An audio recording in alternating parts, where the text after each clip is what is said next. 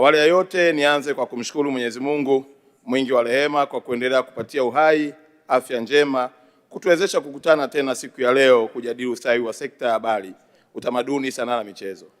Tuendelee kumwomba Mwenyezi Mungu atuongoze katika kujadili hotuba hii ya bajeti kwa dhamira ya kuhakikisha sekta ya habari, utamaduni, sanaa na michezo zinakuwa na mchango mkubwa katika maendeleo ya ustawi wa taifa letu.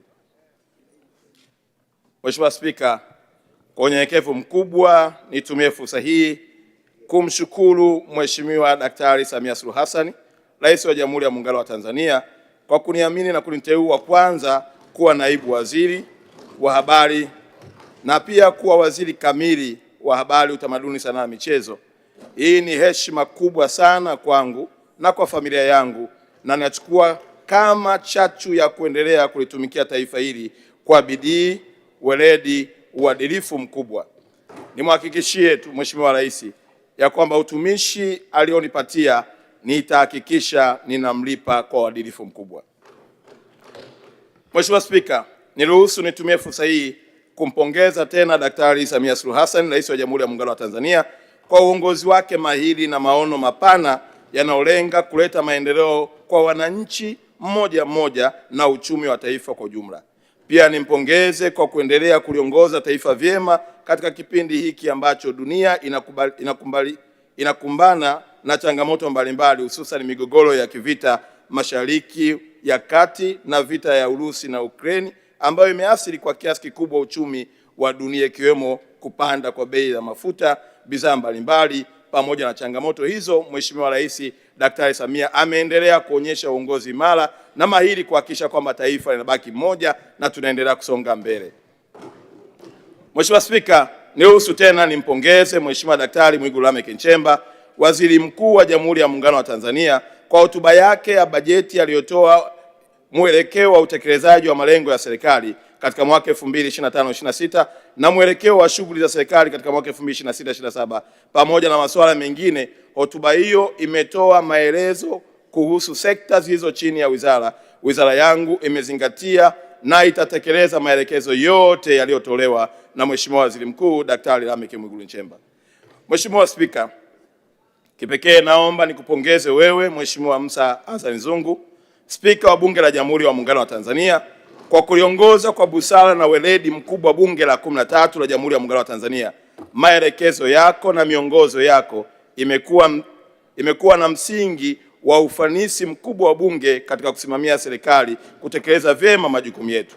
Vile vile nampongeza Mheshimiwa Daniel Siro, mbunge, naibu Spika wa Bunge la Jamhuri ya Muungano wa Tanzania, kwa kusaidia na kushauriana vyema katika utekelezaji wa majukumu yake. Nawapongeza pia sana waheshimiwa wenye viti, Mheshimiwa Deodatus Manyika, Mheshimiwa Cecilia Daniel Peloso pamoja na Mheshimiwa Najma kwa kumsimamia vema kwa ustadi mkubwa mijadala katika bunge lako tukufu. Mheshimiwa Spika, nichukue fursa hii kuishukuru kwa dhati kamati ya kudumu ya Bunge, elimu, utamaduni, michezo chini ya mwenyekiti wake Mheshimiwa Husna Juma Sekiboko na Mheshimiwa Colonel Lucas Magembe, makamu mwenyekiti wa kamati, pamoja na wajumbe wote wa kamati kwa maelekezo, ushauri, maoni yao kwa wizara yangu ambayo yametusaidia sana katika kuboresha utendaji kazi. Maelekezo yao yamesaidia kwa kiwango kikubwa katika uwasilishaji wa hotuba hii mbele yako Mheshimiwa Spika. Kamati hii imekuwa nguzo muhimu katika usimamizi madhubuti wa utekelezaji wa bajeti na ukaguzi wa miradi, ambapo imefanikiwa kuhakikisha rasilimali za umma zinatumiwa kwa ufanisi na kwa manufaa ya umma kama misingi ya nyumba imara. Ndivyo uongozi wa kamati hii ulivyojenga msingi madhubuti wa maendeleo unaoleta mafanikio endelevu na mabadiliko chanya katika jamii yetu. Mheshimiwa Spika, kwa masikitiko yangu kwamba katika kipindi cha mwaka 2025-26 bunge lako tukufu lilipatwa na misiba mbalimbali ya waheshimiwa bunge. Misiba hiyo ni pamoja na msiba wa Mheshimiwa William Lukuvi aliyekuwa mbunge wa Isimani na waziri wa nchi ofisi ya waziri mkuu, sera, bunge na uratibu na watu wenye ulemavu, Mheshimiwa Jenista Joakim Mwagama aliyekuwa mbunge wa jimbo la Peramiho na Mheshimiwa Halima Idi Naso aliyekuwa mbunge wa viti maalum akiwakilisha wafanyakazi. Kwa niaba ya wizara na wadau wetu tunatoa pole kwako Mheshimiwa Spika, Mheshimiwa Naibu Spika, waheshimiwa wabunge, familia za marehemu, ndugu jamaa na marafiki na Watanzania wote kwa ujumla, Mwenyezi Mungu azilaze roho za marehemu mahala pema peponi. Mheshimiwa Spika, mafanikio yaliyopatikana katika kipindi chote hiki kutokana na ushirikiano mzuri miongoni mwa wadau wa wizara wakiwemo viongozi, watumishi, wadau wa shirika wa maendeleo ya wizara, natambua mchango wao mkubwa wanaoutoa kwa wizara ambapo umeleta matunda yanayoweza kujivunia mbele ya bunge lako tukufu. Mheshimiwa Spika, niruhusu pia kwa dhati ya moyo wangu nimshukuru Mheshimiwa Hamisi Mwinjuma, mbunge, naibu waziri wa utamaduni, sanaa na michezo, kwa ushirikiano anaonipa katika kutekeleza majukumu yangu ya wizara. Nimshukuru pia ndugu Gerson Msigwa, katibu mkuu, ndugu Matthew Ntonda, naibu katibu mkuu, wakuu wa idara na vitengo, wakuu wa taasisi zilizoko chini ya wizara na watumishi wote wanaofanya kazi kwa bidii na wanaohakikisha mipango ya wizara inatekelezwa kama ilivyopangwa. Mheshimiwa Spika, wizara hii ni muhimili wa maendeleo ya jamii ya taifa kwa ujumla, ambavyo kwa maeneo mengine naweza kusema ni wizara yenye ushawishi, yani soft power ya nchi hii. Taifa letu na kulitambulisha kwa mataifa ya sekta habari imekuwa na mchango mkubwa katika kuhabarisha, kuelimisha, kuburudisha na kuhakikisha kuwa wananchi wanapata taarifa mahususi zinazowawezesha kushiriki kikamilifu katika maendeleo ya nchi yetu. Aidha, utamaduni wetu ni uti wa mgongo wa taifa letu. Hivyo kupitia sekta ya utamaduni, serikali imeendelea kujenga uzalendo, kuhifadhi mila na desturi pamoja na maadili ya Mtanzania. Mheshimiwa Spika, serikali inayoongozwa na Daktari Samia Suluhu Hassan, Rais wa Jamhuri ya Muungano wa Tanzania, kwa kuona umuhimu wa sekta hii hususan michezo, imefanya uwekezaji mkubwa unaolenga kuinua taifa katika ramani ya michezo. Mheshimiwa Rais amewekeza zaidi ya shilingi trilioni 1.2 katika michezo, ikiwa ni sehemu ya kuifanya Tanzania kwa mwenyeji wa AFCON 2027. Uwekezaji huu upo katika timu ya taifa, uendeshaji wa michezo pamoja na miundombinu mbalimbali. Mheshimiwa Spika, mapitio ya utekelezaji wa majukumu kwa kipindi cha mwaka 2025-26, mapato na matumizi ya wizara. Mheshimiwa Spika, katika mwaka wa fedha 2025-26, wizara ilikadiri kukusanya shilingi bilioni 1,36,000, ambapo hadi kufikia mwezi Aprili 2026 shilingi milioni 699,706,093 sawa na asilimia 67.5 ya lengo la mwaka lilikusudiwa zimekusanywa. Mheshimiwa Spika, kwa upande wa taasisi zilizo chini ya wizara, kiasi kilichokadiriwa kukusanywa ilikuwa shilingi bilioni 40,295,192, ambapo hadi mwezi Aprili 2026 shilingi bilioni 17 na milioni 20,636 sawa na asilimia 42 ya lengo zilikuwa zimekusanywa. Bajeti ya wizara na mtiririko wa fedha. Mheshimiwa Spika, katika mwaka wa fedha 2025-26 wizara iliidhinishiwa bajeti yenye jumla ya shilingi bilioni 519,673,073. Kati ya fedha hizo mishahara ilikuwa bilioni 33,408,000, matumizi mengine ilikuwa shilingi bilioni 28 na milioni 65, na miradi ya maendeleo ilikuwa bilioni 458,190,788. Mheshimiwa Spika, hadi mwezi Aprili 26 wizara ilikuwa imepokea jumla ya shilingi bilioni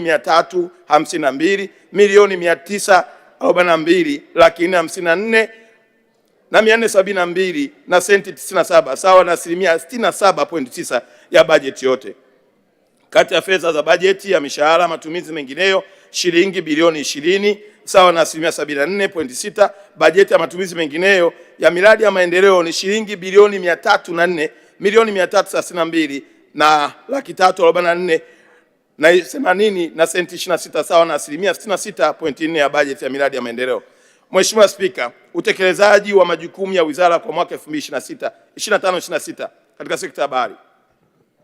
Wizara kupitia idara ya habari na msemaji mkuu wa serikali imeendelea kuisemea serikali kwa kutoa taarifa mbalimbali kuhusu utekelezaji wa miradi ya maendeleo nchini. Katika kipindi cha kuanzia Julai 25 hadi Aprili 26, wizara imefanikiwa kuandaa mikutano 22 ya msemaji mkuu wa serikali na vyombo vya habari. Mheshimiwa Spika, katika kuhakikisha wananchi wanaendelea kupata taarifa sahihi kuhusu mambo mbalimbali yanayofanywa na serikali, wizara imeratibu mikutano 30 ya taasisi za serikali kuzungumza na waandishi wa habari, ambapo aidha iliratibu mikutano 15 ya waheshimiwa mawaziri kueleza utekelezaji wa majukumu ya kitekelezaji wa ahadi za Mheshimiwa Daktari Samia Suluhu Hassan, Rais wa Jamhuri ya Muungano wa Tanzania, katika kipindi cha siku 100 za muhula wake wa pili wa serikali ya awamu ya 6. Vile vile wizara imechapisha nakala 20 za jarida la nchi yetu linalohusu mafanikio ya utekelezaji wa shughuli mbalimbali za serikali. Mheshimiwa Spika, wizara kupitia TBC imeendelea na utekelezaji wa miradi ya upanuzi wa usikivu kwa kujenga vituo vya kurusha matangazo ya redio masafa ya FM katika wilaya 18 nchini. Ujenzi unaoendelea katika wilaya za Kalembo, Rukwa, Liwale, Lindi, Rufiji, Pwani, Biharamulo, Kagera, Urambo, Igunga, Tabora, Karatu, Manyara, Kilolo, Iringa, Ulanga, Morogoro, Iramba, Singida na Kagera na Ngara, Kagera. Wakati huo TBC imepokea mitambo ya masafa ya FM kwa ajili ya wilaya za Tanganyika, Katavi, Gairo, Morogoro, Hanang', Manyara, Sia, Kilimanjaro, Mpwapwa, Dodoma. TBC inashirikiana na wadau wengine wa maendeleo ya mawasiliano na teknolojia ya habari ikiwemo mfuko wa mawasiliano kwa wote, ambapo mradi wa upanuzi wa usikivu unaotekelezwa katika wilaya 10 za Kyerwa, Kagera, Chunya, Mbeya, Kiteto, Manyara, Chemba, Dodoma, Mkinga, Tanga. Maeneo mengine ambayo mradi unatekelezwa ni katika maeneo ya Bukombe, Geita, Usangi, Kilimanjaro, Rombo, Kilimanjaro, Buhigwa, Kigoma na Tunduru, Ruvuma. Mheshimiwa Spika, TBC kwa kushirikiana na Wizara ya Mawasiliano, Teknolojia ya Habari imetekeleza mradi wa upanuzi wa usikivu katika wilaya 15. Kazi ya ufungaji wa mitambo ya kurusha matangazo imekamilika kwa vituo Arumeru, Arusha, Meatu, Simiyu, Sengerema, Mwanza, Kilosa, Morogoro, Mpwapwa, Dodoma, Mombo, Songwe. Ujenzi wa majengo ya kuhifadhi mitambo inayoendelea kwenye halmashauri ya Iringa vijijini, Lushoto, Tanga, Simanjiro, Manyara, Mbipwe, Rukwa, Nyang'hwale, Geita, Kilombero, Morogoro, Nkasi Kusini, Rukwa, Itigi, Singida na Mkalama, Singida. Mheshimiwa Spika, kukamilika kwa ujenzi wa vituo hivi kutaongeza usikivu wa 98% na hadi kufikia Aprili 2026 usikivu wa redio ya TBC umefika wilaya 139. Mheshimiwa Spika, katika kuhakikisha kuwa TBC inafikia vijana wengi, majukwaa ya mitandao, maboresho makubwa ya kimaudhui na mifumo yamefanyiwa kupitia Bongo FM, TBC2, TBC mtandao. Chaneli hizi za kimkakati zimekuwa chachu kwa kuongeza watazamaji, wafuatiliaji, wasikilizaji. Vile vile TBC kupitia chaneli yake ya Tanzania Safari ambayo ni mahususi kwa ajili ya TBC kupitisha chaneli yake ya Tanzania Safari ambayo ni mahususi kwa ajili ya kutangaza fursa za utalii na utajiri wa maliasili za nchi yetu, imewezesha kuandaa maudhui ya kutafasiri na kurusha jumla ya vipindi 10,125 katika lugha 5 za kimataifa ambapo ni Kireno, Kiarabu, Kiingereza, Kifaransa na Kichina. Mheshimiwa Spika, tarehe 2 Septemba 2022, Mheshimiwa Daktari Samia Suluhu Hassan, Rais wa Jamhuri ya Muungano wa Tanzania, alipokuwa Bagamoyo kwa ajili ya maandalizi ya filamu ya Royal Tour, aliagiza TANAPA kuitangaza njia ya utumwa kuwa kivutio cha utalii. Kufuatia agizo hilo, wataalamu wa Chuo Kikuu cha Dar es Salaam kwa kushirikiana na TANAPA walifanya utafiti wa kuwasilisha ripoti iliyobainisha vivutio na mikakati ya utangazaji. Wizara kupitia TBC imetekeleza agizo hilo kwa kutambua njia ya misafara ya utumwa na wapagazi na kutangaza kupitia kampeni ya The Slave Caravan inayorushwa na chaneli ya utalii ya Tanzania Safari. Kampeni hii inalenga kutangaza njia ya utumwa na vivutio vyake ambavyo havijulikani sana kwa Watanzania na wageni. Kupitia kampeni hii vituo 14 vimebainishwa kutoka Zanzibar, Bagamoyo hadi Ujiji, Kigoma, vitakavyotumika kuhifadhi historia ya watumwa, utumwa, masulia na maisha baada ya kukomeshwa kwa utumwa. Kupitia kampeni hii ya The Slave Caravan, serikali itatarajia kuigeuza historia chungu ya utumwa kuwa fursa ya elimu, hifadhi na maendeleo ya utalii nchini Tanzania. Mheshimiwa Spika, channel ya TBC1, TBC2 na Tanzania Safari kwa kupitia mtandao wa television ya Carnival International zimeweza kufikia nchi 46 zinazoongea Kiingereza, Kifaransa, Kireno, Nchi hizo ni pamoja na Angola, Benin, Burkina Faso, Botswana, Burundi, Kameruni, Jamhuri ya Afrika ya Kati, Chadi, Kongo, Jamhuri ya Kidemokrasia ya Kongo, Djibouti, Equatorial Guinea, Ethiopia, Eritrea, Gaboni, Gambia, Ghana, Guinea-Bissau, Ivory Coast, Kenya, Liberia, Lesotho, Mali, Malawi, Mauritius, Mozambique, Namibia, Nigeria, Niger, Rwanda, Senegal, Sierra Leone, Somalia, Sudani, Afrika Kusini, Sudani ya Kusini, Uganda, Tanzania, Togo, Zambia, Zimbabwe. Eza kupitia Azam nchi 7 zimefikiwa, ambapo ni Tanzania, Kenya, Burundi, Uganda, Rwanda, Malawi na Zimbabwe. Mheshimiwa Spika, wizara kupitia TSN imeendelea kutekeleza mradi wa ufungaji wa mitambo mipya ya kisasa ya uchapaji kwa kujenga jengo la kiwanda cha uchapaji na kununua mitambo mipya ya kisasa ya kuchapaji. Hatua ya ujenzi wa jengo la kiwanda cha uchapaji imefikia asilimia 83.1. Ununuzi wa mitambo mipya ya kisasa ya uchapaji umefikia asilimia 85. Mheshimiwa Spika, wizara kupitia TSN imeendelea kuboresha uandaaji wa uchapaji wa maudhui kupitia magazeti, channel ya mitandao na majukwaa ya mitandao ya kijamii.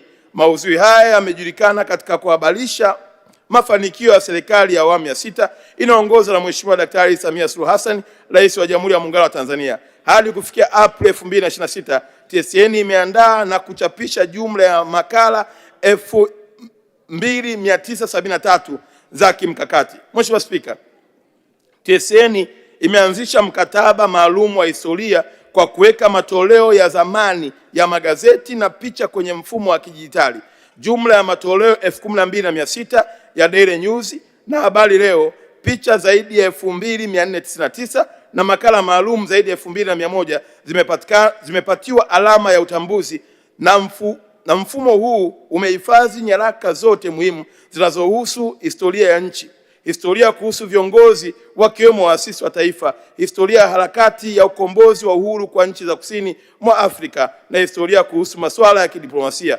Kutokana na maktaba hii ya TSN kuhifadhi nyaraka na kumbukumbu za kihistoria, kampuni imefanikiwa kuwa chanzo kikuu cha taarifa kwa ajili ya kitabu cha Rais wa awamu ya 3 hayati Benjamin William Mkapa, Rais wa awamu ya 2 hayati Ali Hassan Mwinyi, kitabu cha Muungano, na picha zote zinazopamba ukumbi wa kimataifa wa mikutano ya Julius Nyerere. Katika hatua ya uimarishaji wa mfumo wa kidijitali, kampuni imeunda mfumo wa TSN Integrated Management Information System unaounganisha digital archive na tovuti ya kampuni ili kuwezesha kutoa huduma na kupata taarifa zote popote duniani. Mheshimiwa Spika, Bodi ya Ithibati ya Waandishi wa Habari katika kipindi cha Julai 2025 hadi 2026 imepokea maombi na kusajili waandishi wa habari 4139 kupitia mfumo wa Tai Habari, ambapo waandishi wa habari 3357 wenye vigezo vinavyoainishwa kwa mujibu wa sheria wamepatiwa ithibati. Malalamiko 14 ya uvunjifu wa maadili ya taaluma ya habari yameshughulikiwa. Mheshimiwa Spika, wizara kupitia Bodi ya Ithibati ya Waandishi wa Habari imeandaa mwongozo maalum, na naomba nisome vizuri taratibu. Mheshimiwa Spika, wizara kupitia Bodi ya Ithibati ya Waandishi wa Habari imeandaa mwongozo maalum wa kisheria utakaowezesha wanahabari wakongwe walioathiriwa na mfumo wa ithibati kurejea katika mfumo rasmi kwa kuzingatia masharti ya sheria huduma za habari sura namba 229 ambayo ilitungwa kwa ajili ya kukuza taaluma ya uandishi wa habari kwa kuweka mfumo wa kitaasisi utakaosimamia sekta ya habari. Mwongozo huu unaweka utaratibu wa kisheria wa kutambua na kuthibitisha umahiri wao kupitia tathmini maalum ya uzoefu, weledi na maadili ya taaluma na kuwawezesha kupata ithibati kwa mujibu wa sheria. Mheshimiwa Spika, kupitia mashirikiano kati ya Bodi ya Ithibati ya Waandishi wa Habari na mfuko wa utamaduni wa sanaa wa Tanzania, serikali imeendelea kuwawezesha mitaji ya kukuza, kuendeleza na kuzalisha kazi zao za uboresha unaokidhi mahitaji ya soko kupitia mikopo yenye masharti nafuu. Katika kutekeleza hayo, Mheshimiwa Daktari Samia Suluhu Hassan, Rais wa Jamhuri ya Muungano wa Tanzania, ametoa shilingi bilioni 20 kwa ajili ya mfuko wa utamaduni, tayari bilioni 200 kwa ajili ya mikopo ya watengeneza maudhui mtandaoni, yaani content creator.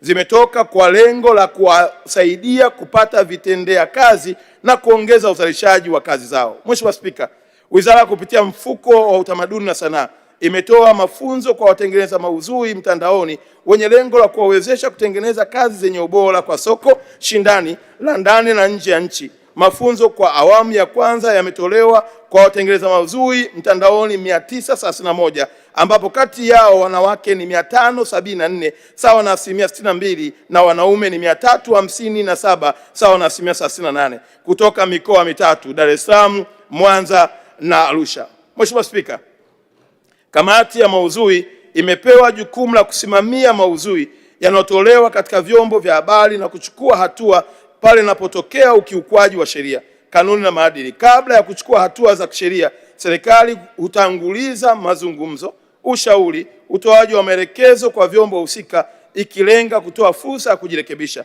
Hatua hizi huchukuliwa pale ambapo ukiukaji unaendelea, unajirudia au unasababisha madhara makubwa kwa umma. Katika kipindi cha Julai 25 hadi Aprili 26, Wizara kupitia kamati ya maudhui ya Mamlaka ya Mawasiliano imetekeleza majukumu yafuatayo: moja, kufanya vikao 9 vya kamati ya kushughulikia masharti dhidi ya watoa huduma 14 ambao walikiuka sheria, kanuni, masharti ya leseni zao; kufanya mapitio ya taarifa ya ukiukaji wa kanuni za utangazaji dhidi ya watoa huduma 11 maudhui ya utangazaji waliobainika kuwa na ukiukaji wa mara kwa mara wa sheria, kanuni na masharti ya leseni; na kushiriki kwenye vikao vitatu vya mashauriano na watoa huduma wa utangazaji na maudhui kuhusu uzingatiaji wa sheria, kanuni, masharti ya leseni na maadili ya uandishi na utangazaji wa habari.